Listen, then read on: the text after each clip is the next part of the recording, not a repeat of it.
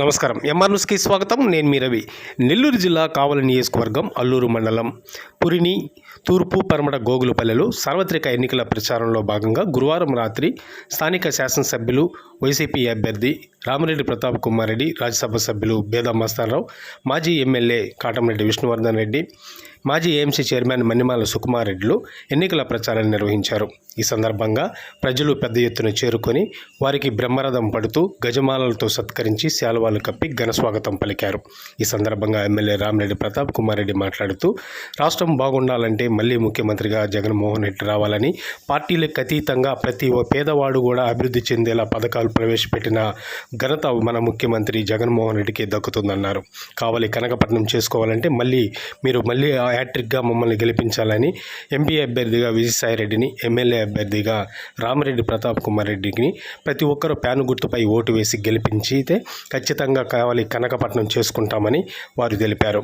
ఈ కార్యక్రమంలో పలువురు వైసీపీ నాయకులు, కార్యకర్తలు, అభిమానులు పాల్గొన్నారు.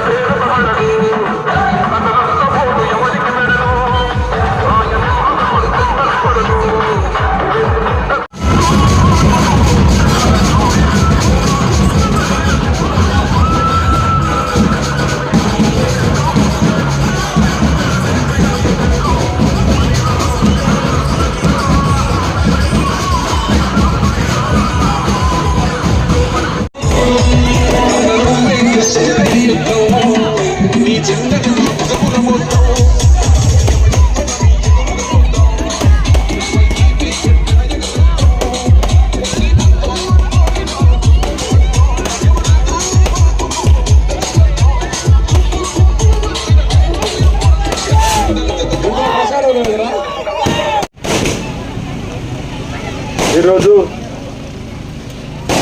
ఎన్నికల ప్రచార నిమిత్తం కావలి నియోజకవర్గం అల్లూరు మండలం తూర్పు